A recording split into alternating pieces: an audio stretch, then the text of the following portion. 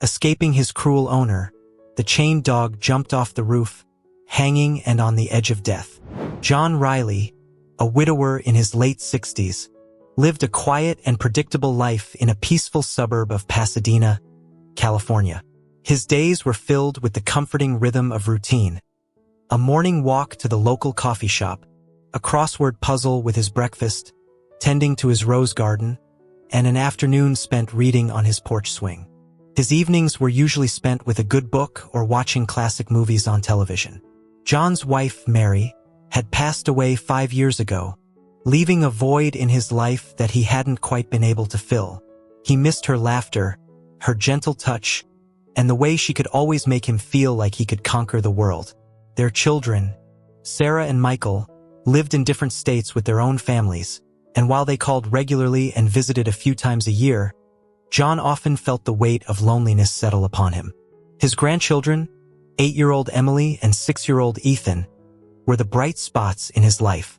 They brought a burst of energy and laughter into his home whenever they visited, filling it with the echoes of tiny footsteps and the joyful shrieks of childhood. John cherished these visits, building pillow forts in the living room, baking cookies in the kitchen, and telling them stories of his own childhood adventures. One sunny Tuesday morning, as John was enjoying his usual breakfast of toast and coffee, his phone buzzed with an incoming message. It was from his neighbor, Mrs. Henderson, a kind woman who often brought him cookies and shared gardening tips. He opened the message, expecting a friendly greeting or an invitation to her weekly book club meeting. Instead, he was met with a series of disturbing photos. The first photo showed a dog, a skinny, brown and white creature with pleading eyes, hanging precariously from the roof of a 2-story building. A rusty chain was wrapped around its neck, the only thing preventing it from falling to the ground below. The dog's body was suspended in mid-air, its legs dangling helplessly. In the next photo, John could see the dog's face up close, its tongue lolling out, its eyes wide with terror. John's heart pounded in his chest. He felt a wave of nausea wash over him as he stared at the horrific images. He couldn't comprehend the cruelty someone could inflict on a defenseless animal.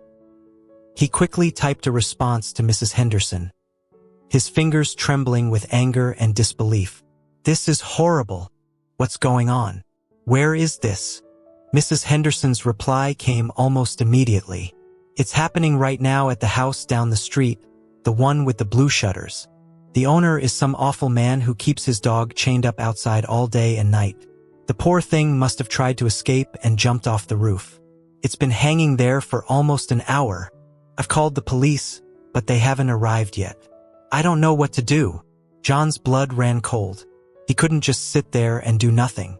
He grabbed his jacket and rushed out of the house, his mind racing with thoughts of the poor dog hanging by its neck, fighting for its life. As he hurried down the street, he could see a small crowd gathering in front of the blue-shuttered house. He heard the panicked cries of Mrs. Henderson and the murmurs of other concerned neighbors. John pushed his way through the crowd and saw the horrifying scene with his own eyes. The dog was still hanging there, its body limp, its breathing shallow. John felt a surge of anger and helplessness. He had to do something, anything, to save that poor creature. John pushed his way to the front of the crowd, his heart pounding in his chest. He looked up at the dog, its life hanging precariously by a rusty chain. The poor creature was whimpering softly, his body trembling with fear and exhaustion. John felt a surge of anger towards the owner of the house, a man he'd only seen occasionally, a gruff, unsmiling figure who always seemed to be lurking in the shadows. "Someone needs to do something," he shouted, his voice filled with urgency. "That dog is dying." Mrs. Henderson, her face pale and etched with worry, wrung her hands. "I've called the police, John, but they said it will take them at least another 20 minutes to get here." John couldn't wait that long. He looked around at the faces of his neighbors, their expressions a mixture of horror and helplessness. He knew he had to take action. "Does anyone have a ladder?" he asked, his voice firm. A young man stepped forward. "I do, sir. It's in my truck. Get it quick," John instructed, As the young man rushed to retrieve the ladder, John turned his attention to the house. He banged on the front door, his knuckles rapping hard against the wood. There was no answer.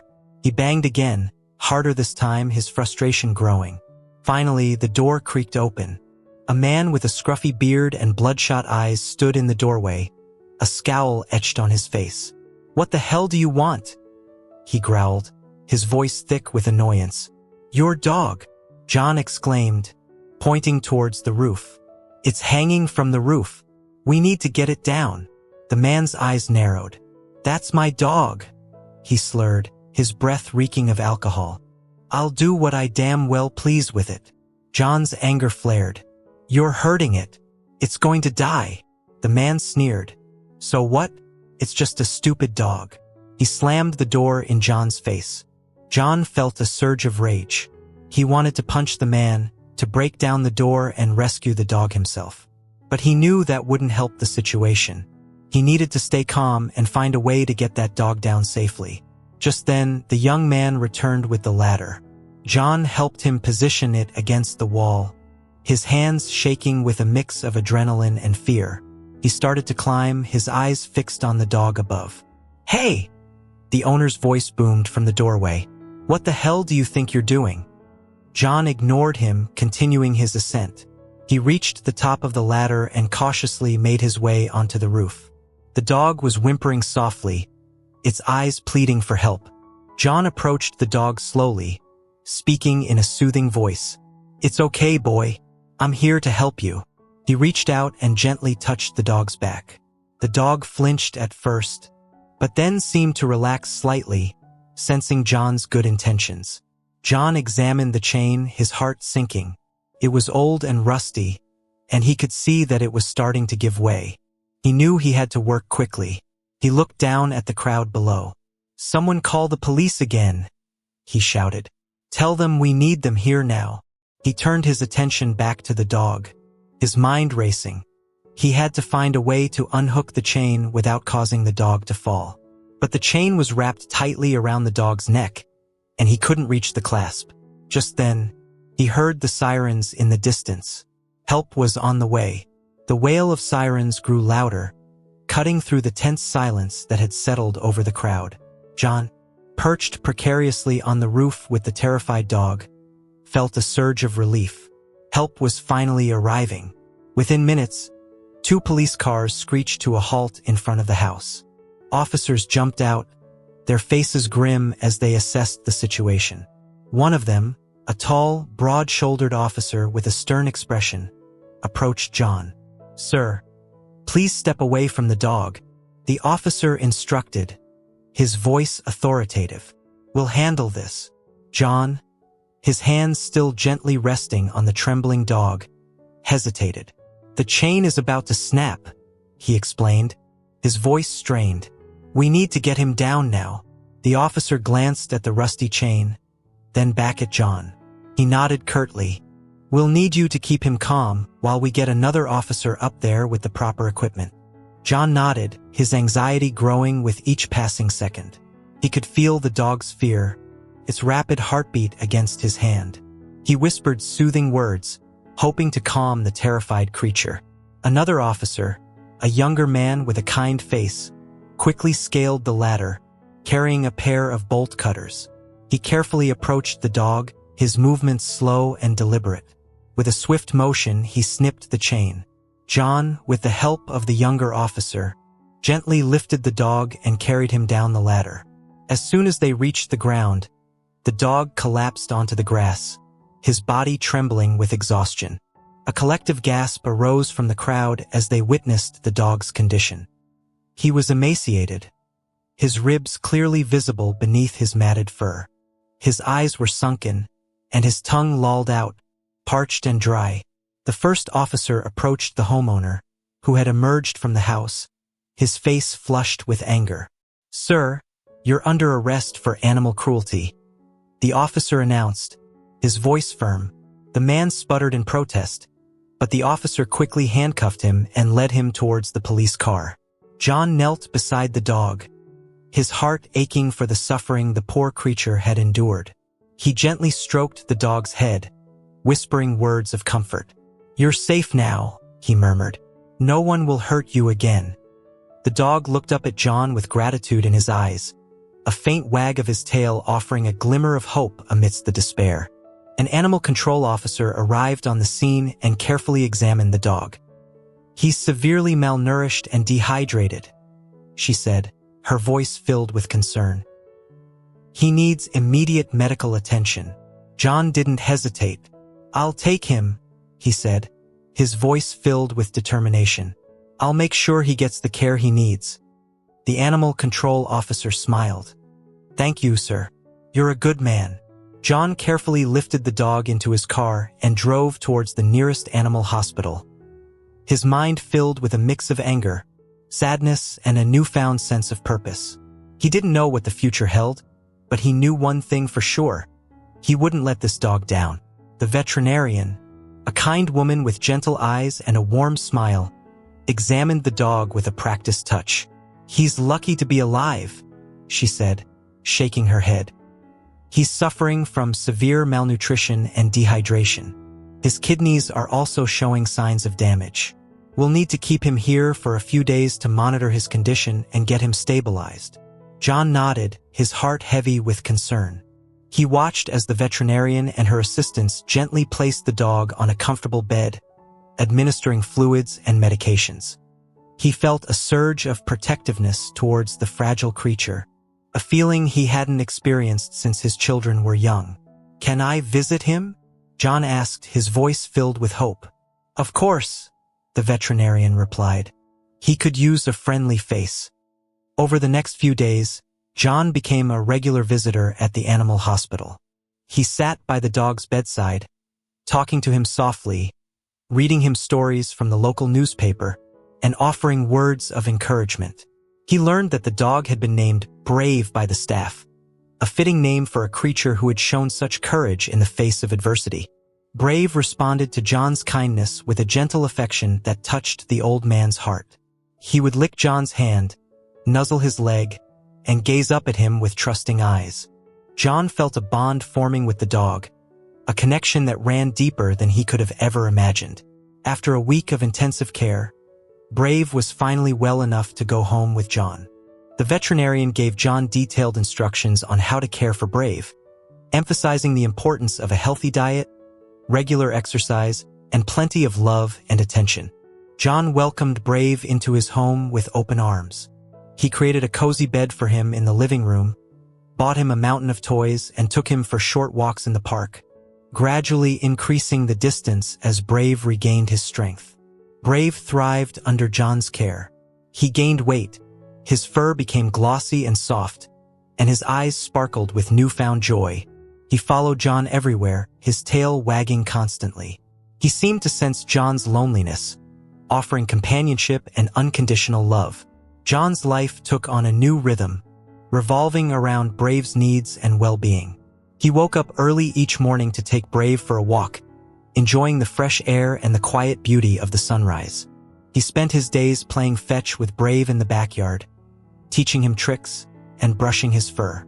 In the evenings, they would curl up together on the couch, Brave's head resting on John's lap as they watched television or listened to music. John's heart felt lighter than it had in years. Brave had filled the void in his life, bringing him a sense of purpose and joy he thought he had lost forever. He realized that in rescuing Brave, he had also rescued himself. The news of Brave's rescue and his former owner's arrest spread quickly through the quiet suburb. Neighbors who had witnessed the horrific scene expressed their outrage and support for John and Brave.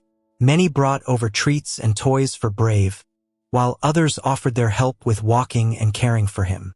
John, touched by the community's kindness, felt a sense of belonging he hadn't experienced in years. He started attending the neighborhood watch meetings, something he had always avoided in the past.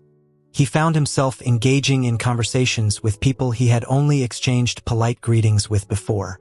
He even joined Mrs. Henderson's book club, discovering a shared love for classic literature and lively discussions. But amidst the newfound sense of community and purpose, John couldn't shake the feeling that justice needed to be served. He couldn't bear the thought of Brave's former owner getting away with his cruelty. He decided to attend the court hearings, determined to see the man held accountable for his actions. The courtroom was a cold, sterile environment, a stark contrast to the warmth and comfort of John's home. He sat on the hard wooden bench, his hands clasped tightly together, his heart pounding with a mix of anxiety and anger. Brave's former owner, looking disheveled and sullen, sat at the defendant's table, his lawyer whispering in his ear. John felt a surge of disgust as he looked at the man, remembering the callous indifference in his eyes when John had pleaded with him to help his dog. The prosecutor, a sharp, determined woman, presented a compelling case, detailing the horrific conditions Brave had endured and the extent of his injuries. She called witnesses who testified to the owner's neglect and abuse of Brave. John himself took the stand, his voice trembling as he recounted the day of the rescue and the profound impact Brave had had on his life. The defense attorney tried to paint a picture of a misunderstood man struggling with personal problems, but his arguments seemed weak and unconvincing in the face of overwhelming evidence. After a tense deliberation, the jury returned with a guilty verdict. The judge sentenced the former owner to a significant fine, community service, and mandatory counseling. He was also banned from owning any animals for the rest of his life. John felt a sense of relief wash over him as he left the courtroom. Justice had been served. He knew that no punishment could ever erase the suffering Brave had endured, but at least the man would never be able to hurt another animal again. As he walked out of the courthouse, John felt a warm lick on his hand. He looked down to see Brave sitting patiently by his side, his tail wagging gently. John knelt down and wrapped his arms around Brave, burying his face in his soft fur. "We did it, Brave," he whispered, his voice thick with emotion. "We won." Life with Brave had brought a renewed sense of purpose and joy to John's life, but it wasn't without its challenges. Brave, despite his gentle nature and affectionate disposition, still bore the scars of his past trauma. He was often anxious, especially when left alone, and would pace restlessly, whimpering softly. Loud noises, such as thunder or fireworks, would send him into a panic, causing him to tremble and hide. John did his best to soothe Brave's anxieties, offering him comfort and reassurance. He bought him a thunder shirt, a snug-fitting garment that seemed to provide some relief during storms. He played calming music and spoke to him in a low, soothing voice, reminding him that he was safe and loved. One evening, as John was preparing dinner, he heard a loud crash from the living room. He rushed in to find Brave cowering under the coffee table, his body trembling, his eyes wide with fear. A vase, one of Mary's favorites, lay shattered on the floor. John knelt beside Brave, his heart aching for the dog's distress. He gently coaxed him out from under the table, speaking to him in a soft, reassuring voice. "It's okay, Brave," he murmured. "It was just an accident. You're safe now." He cleaned up the broken vase, trying to ignore the pang of sadness that accompanied the loss of another cherished reminder of Mary. He knew that Brave couldn't help his reactions, that his fear was a result of his past abuse. But he couldn't deny the frustration and exhaustion that were starting to weigh him down. Later that night, as John lay in bed, unable to sleep, he found himself questioning his ability to care for Brave. He was getting older, and the physical and emotional demands of caring for a traumatized dog were taking their toll. He worried about what would happen to Brave if something happened to him. He thought about his children, Sarah and Michael. They both had their own families and busy lives. He didn't want to burden them with the responsibility of caring for Brave. He knew they loved animals, but he also knew that taking on a dog with Brave's needs was a big commitment. John sighed, turning over in bed. He loved Brave dearly, but he couldn't ignore the nagging doubts that were creeping into his mind. He needed to find a solution, a way to ensure Brave's future happiness and well-being, even if it meant making a difficult decision. The next morning, John woke up with a heavy heart. He looked at Brave, curled up peacefully at the foot of his bed, and felt a wave of love and responsibility wash over him. He knew he couldn't give up on Brave, but he also knew he needed to find a solution that would ensure Brave's long-term well-being. After much contemplation, John decided to reach out to the local animal shelter. He explained Brave's situation, his past trauma and his anxieties, and his concerns about his own ability to provide the care Brave needed in the long run. The shelter staff listened compassionately and assured John that they would do everything they could to find the perfect home for Brave. They suggested that John continue to foster Brave while they searched for a suitable adopter, allowing them to assess Brave's personality and needs in a home environment. Over the next few weeks, John continued to care for Brave, but with a renewed sense of hope. He worked with the shelter staff, providing them with insights into Brave's behavior and preferences. He took Brave to adoption events, where he interacted with potential adopters, carefully observing their interactions with Brave. One afternoon, a young couple, Sarah and Mark, visited the shelter. They were drawn to Brave's gentle nature and soulful eyes. They listened attentively as John explained Brave's past and his anxieties, their faces filled with compassion and understanding. Sarah and Mark had a large, fenced-in backyard and a quiet home environment. They were experienced dog owners, having recently lost their beloved Labrador to old age. They were patient and gentle, and they seemed to have an intuitive understanding of Brave's needs. John watched as Sarah and Mark interacted with Brave, their voices soft and reassuring. Brave, in turn, seemed drawn to them, leaning into their touch and wagging his tail gently. After a thorough screening process, the shelter staff approved Sarah and Mark's adoption application. John, though feeling a pang of sadness at the thought of parting with Brave, knew that he had found the perfect home for his beloved companion. On the day of the adoption, John helped Sarah and Mark settle Brave into their car. He gave them a detailed care package, including Brave's favorite toys, his thunder shirt, and a list of his favorite treats. As Sarah and Mark drove away, Brave looked back at John, his eyes filled with gratitude and love. John waved goodbye, a tear rolling down his cheek. He knew he would miss Brave terribly, but he also knew that he had given him the best possible gift, a loving forever home. The house felt strangely quiet without Brave's presence. John missed the pitter-patter of his paws on the hardwood floor, the gentle thud of his tail against the furniture, the soft snores emanating from his bed. He missed their morning walks, their playful games of fetch in the backyard, the comforting weight of Brave's head resting on his lap in the evenings. But amidst the sadness, John felt a sense of peace. He knew that Brave was happy and loved, and that was all that mattered. He kept in touch with Sarah and Mark, receiving regular updates and photos of Brave enjoying his new life. He heard stories of Brave playing fetch in the park, swimming in the lake, and cuddling with Sarah and Mark on the couch. John's life gradually returned to a new normal. He continued to attend the neighborhood watch meetings and the book club, finding solace in the company of his newfound friends. He spent more time with his grandchildren, cherishing their laughter and their boundless energy. He even started volunteering at the local animal shelter, walking dogs and socializing cats, offering them the same love and compassion he had given to Brave. One sunny afternoon, as John was tending to his rose garden, he heard a familiar bark. He looked up to see Sarah and Mark walking towards him, Brave trotting happily by their side. Brave, upon seeing John, let out a joyful yelp and bounded towards him, his tail wagging furiously. He jumped up and licked John's face, his whole body wriggling with excitement. John knelt down and wrapped his arms around Brave, burying his face in his soft fur. He felt tears welling up in his eyes, tears of joy and gratitude. "Hello, old friend," he whispered, his voice thick with emotion. "I've missed you." Sarah and Mark smiled, their faces radiating warmth and affection. "We thought it was time for a visit," Sarah said.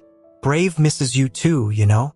John spent the afternoon catching up with Sarah and Mark, sharing stories and laughter. He watched as Brave explored the backyard, chasing butterflies and rolling in the grass, his eyes sparkling with happiness.